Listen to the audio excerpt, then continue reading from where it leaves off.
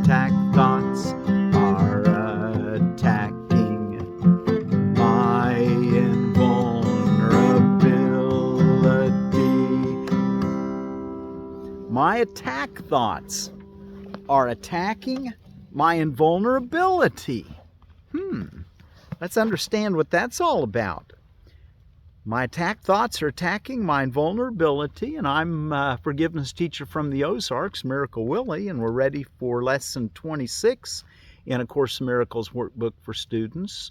We're reading from the Foundation for Inner Peace publication here on Friday, January 26th of 2024. Lesson 26, my attack thoughts are attacking my invulnerability. It is surely obvious that if you can be attacked, you are not invulnerable. You see attack as a real threat. That is because you believe that you can really attack. And what would have effects through you must also have effects on you. That double-edged sword. It is this law that will ultimately save you, but you are misusing it now. You must therefore learn how it can be used for your own best interests rather than against them. And let's pause right there. We'll come back to it and we'll read that again. But let's go look in our text reading, chapter 4, the illusion of the ego. I'm ready for the introduction. And he starts off by quoting Matthew chapter 5, verse 41, or speaks about it. If anyone forces you to go 1 mile, go with him 2. Back in the Roman first century, there was a law that if a soldier asked a Hebrew to carry their gear, they had to carry it for 1 mile. That was the law. And Jesus saying, well, you go ahead and carry it 2 miles. That 2nd mile is for your own good. 1st mile is you might do it grudgingly. The Bible says that you should go with your brother twice as far as he asks. It certainly does not suggest that you set him back on his journey. And did I say that was out of Matthew chapter 5, verse 41? Devotion to a brother cannot set you back either. It can lead only to mutual progress. The result of genuine devotion is inspiration, a word which properly understood is the opposite of fatigue. Inspiration, the opposite of fatigue. To be fatigued is to be dispirited, but to be inspired is to be in the spirit. To be egocentric is to be dispirited, but to be, capital S, self-centered, in the right sense, is to be inspired or in spirit. The truly inspired are enlightened and cannot abide in darkness. And that's where we want to be, isn't it? The truly inspired. The truly inspired are enlightened and cannot abide in darkness. Paragraph 2. You can speak from the spirit or from the ego as you choose. If you speak from spirit, you have chosen to be still and know that I am God. And that's a quote out of Psalms chapter 46 and verse 10 in the Old Testament. That was the NIV version. Be still and know that I am God. These words are inspired because they reflect knowledge. If you speak from the ego, you are disclaiming knowledge instead of affirming it, and are thus dispiriting yourself. Do not embark on useless journeys, because they are indeed in vain. The ego may desire them, but spirit cannot embark on them, because it is forever unwilling to depart from its foundation. Paragraph 3. The journey to the cross should be the last, in quotes, useless journey. Do not dwell upon it, but dismiss it as accomplished. If you can accept it as your own last useless journey, you are also free to join my resurrection. Wow, join in the resurrection. Until you do so, your life is indeed wasted.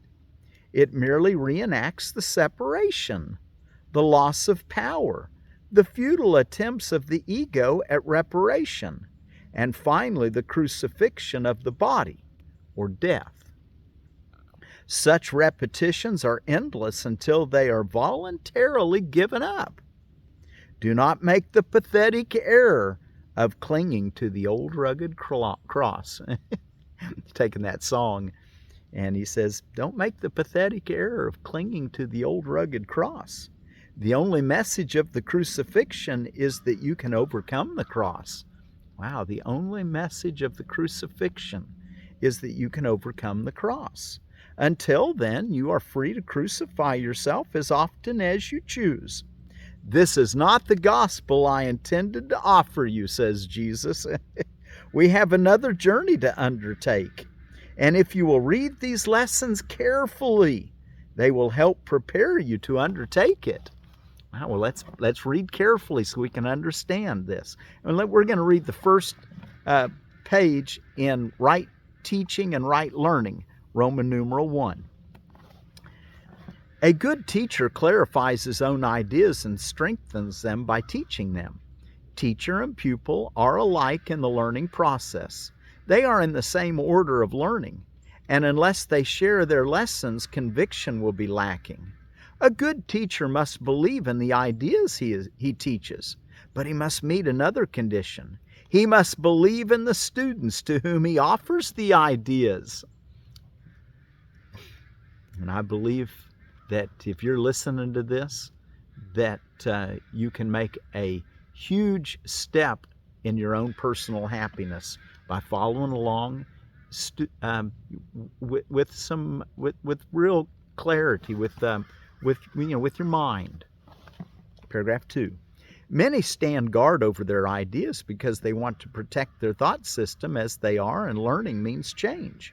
Change is also fearful to the separated because they cannot conceive of it as a move toward healing the separation. They always perceive it as a move toward further separation because the separation was their first experience of change. Wow, you ever wonder why change seems to be a little scary? Because our first, as he say it, they always perceive it, or change, as a move toward further separation because the separation was their first experience of change. You believe that if you allow no change to enter into your ego, you will find peace. This profound confusion is possible only if you maintain that the same thought system can stand on two foundations. Nothing can reach the spirit from the ego, and nothing can reach the ego from spirit. Spirit can neither strengthen the ego nor reduce the conflict within it. The ego is a contradiction. Yourself and God's self are in opposition. They are opposed in source, in direction, and in outcome. They are fundamentally irreconcilable because spirit cannot perceive and the ego cannot know. They are therefore not in communication and can never be in communication. Nevertheless, the ego can learn, even though its maker can be misguided. He cannot, however, make the totally lifeless out of the life given. Paragraph 3. Spirit need not be taught, but the ego must be. Learning is ultimately perceived as frightening because it leads to the relinquishment or the destruction of the ego to the light of spirit. This is the change the ego must fear because it does not share my charity. My lesson was like yours, and because I learned it, I can teach it. I will never attack your ego, but I'm trying to teach you how its thought system arose. When I remind you of your true creation, your ego cannot but respond with fear. Paragraph 4. Teaching and learning are your greatest strengths now. Teaching and learning are your greatest strengths now, because they enable you to change your mind and help others to change theirs. Refusing to change your mind will not prove that the separation has not occurred. The dreamer who doubts the reality of his dream while he is still dreaming is not really healing his split mind. Your dream of separated ego, you dream of a separated ego and believe in a world that rests upon it. This is very, very real to you. You cannot undo it by not changing your mind about it. If you are willing to renounce the role of guardian of your thought system and open it to me, says Jesus, I will correct it very gently and lead you back to God. So we just need to not be the guardians of our thought systems. Let go and let God. And the last paragraph we're going to read today, paragraph 5, it won't finish this section, but it'll be a good stopping place. Every good teacher hopes to give his students so much of his own learning that they will one day no longer need him. Is that the kind of teaching you like to do? Every good teacher hopes to give his students so much of his own learning that they will one day no longer need him. This is the one true goal of the teacher. It is impossible to convince the ego of this because it goes against all of its own laws. But remember that laws are set up to protect the continuity of the system in which the lawmaker believes. It is natural for the ego to try to protect itself once you have made it, but it is not natural for you to want to obey its laws unless you believe them. The ego cannot make this choice because of the nature of the ego cannot make this choice because of the nature of its origin. You can, because of the nature of yours. The nature of your origin is from spirit. Okay, and the nature of the ego's origin is miscreation or illusion or a belief that you're separated from the all. Okay, well, let's go take a look before we read our my attack thoughts or attacking my invulnerability. What is going on around the world? Australia Day, and this day in 1788, Great Britain claimed Australia as a penal colony. And that wasn't so long ago, and that's something. Dental Drill Appreciation Day. I guess if you have a cavity, those drills come in pretty handy, huh? Earned Income Tax Credit Awareness Day, International Customs Day, National Activity Professionals Day, National Bigwig Day, National Fun at Work Day. You know, wear a big wig to work and see what kind of fun you get. National Green Juice Day. And let me give you a good green juice. I used to juice a lot of things, and then I'd throw all the pulp out to my chickens. Well, I've got to where I like eating that pulp, and I think so I just use a blender. And so you might have to add a little water to some of these recipes if they just call for, if it's a juice recipe, but water's good for you.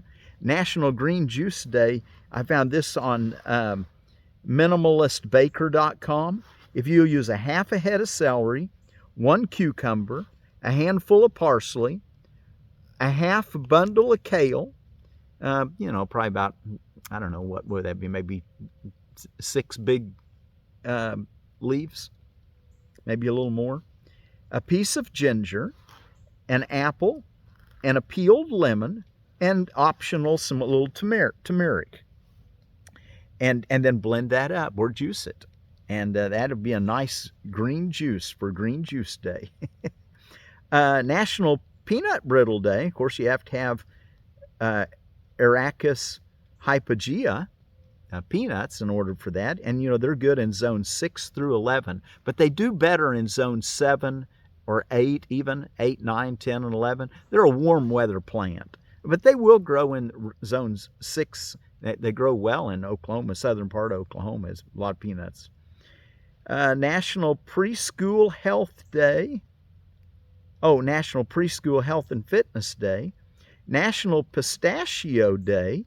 Pistachia is the genus and Vera is the species, and they're good in zone 7 through 11. Spouses Day. And of course, your peanuts are, they're a ground nut and grow in the ground. You have to dig up the plant. They're an annual. Where a Pistachia vera is a tree, and it, perennial in zone 7 through 11. They can handle a little frost, but not hard frosts, as I understand. Spouses Day. Be sure to give your partner a note of appreciation in some way. Toad Hollow Day of Encouragement. Spread kindness and support.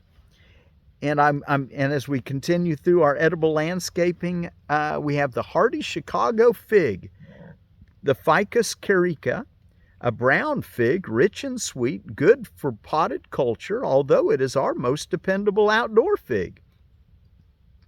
Hardy Chicago ripens from August until fall frost and will have some fruit in July. Has produced as many as 100 pints of figs in one season. Wow, 100 pints of figs, that's 25 gallons. Leaves are the 5-lobed type. The plant has a bush form in the east, that'd be zone 7, space 8 to 10 foot circles in zone 7, good in zone 6 through 8. And it has the ability of dying back on the top growth and then bringing out new shoots and setting fruit in 1 year. A lot of figs won't do that. A lot of figs, you have to keep them from freezing because they only produce their figs on that stem that was there from the prior year. But Hardy Chicago has that unique ability. And then in our book, Permaculture for Beginners, which we thank Carrie Mitchell for, she talks about alyssum, or sweet alyssum, which is Lobularia maritima, and it's a cruciferous plant, Brassica family. It's a beautiful carpeting plant, but attracts ladybugs and hoverflies. So there you go, a little bit more about permaculture. Okay, my attack thoughts are attacking my invulnerability.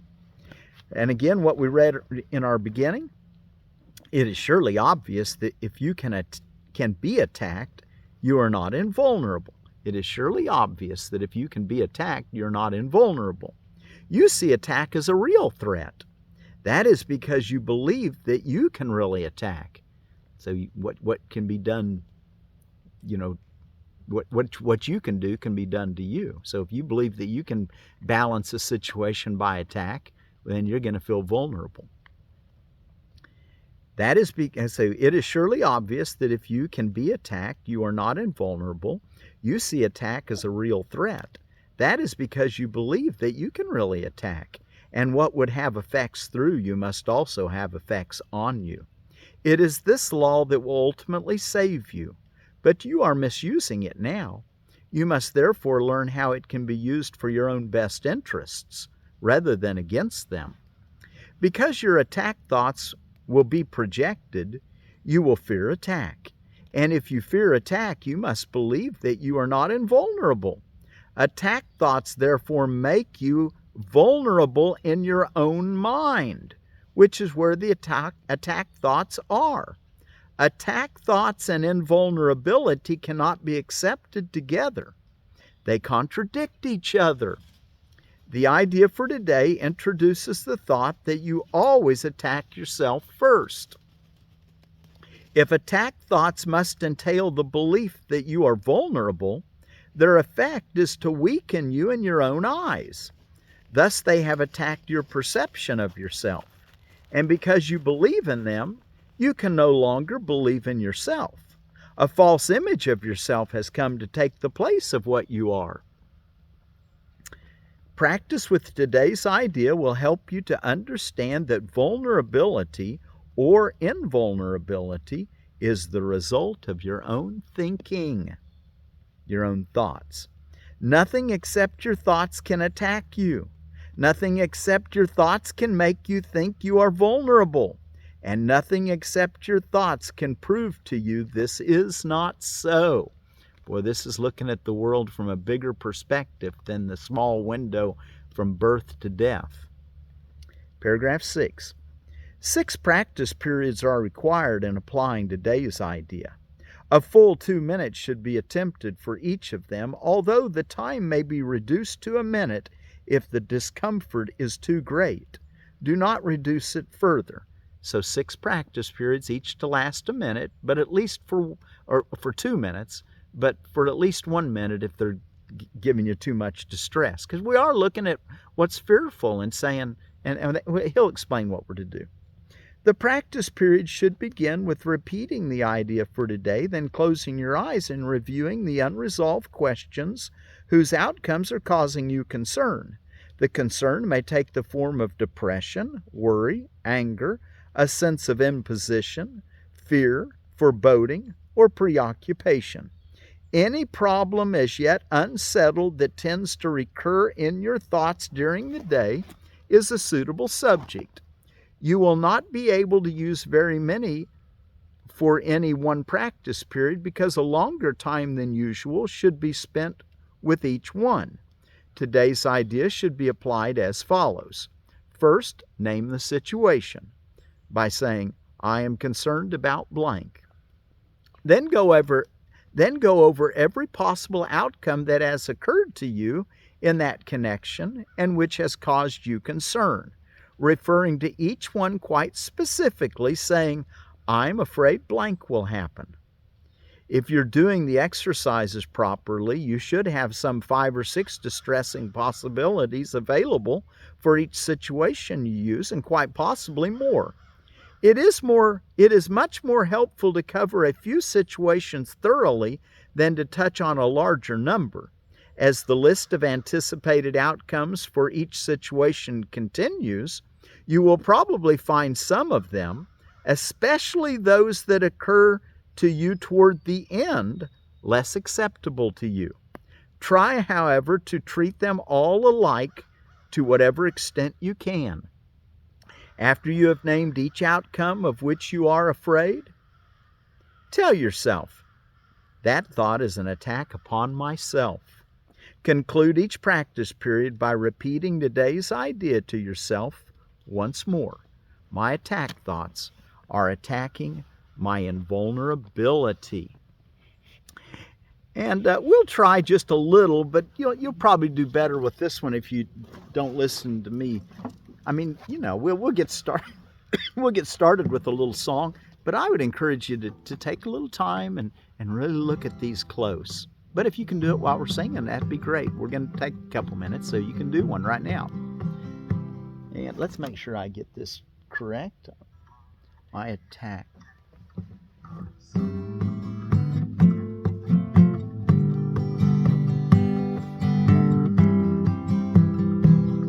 My attack thoughts are attacking my invulnerability. My attack thoughts are attacking my invulnerability. I am concerned about, I am afraid, and naming the blank will happen. Now let's do it again. I am concerned about, I am afraid will happen, and I am afraid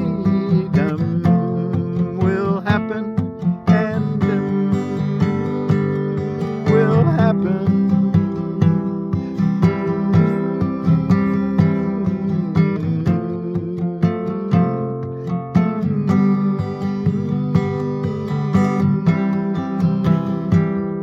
But that thought is an attack upon myself, an attack upon myself.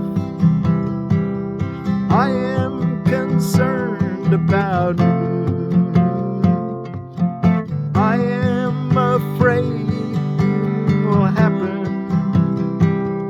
I am afraid will happen. I am afraid will happen.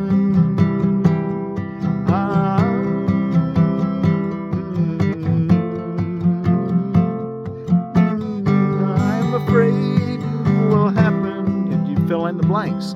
But that thought is an attack upon myself. My attack thoughts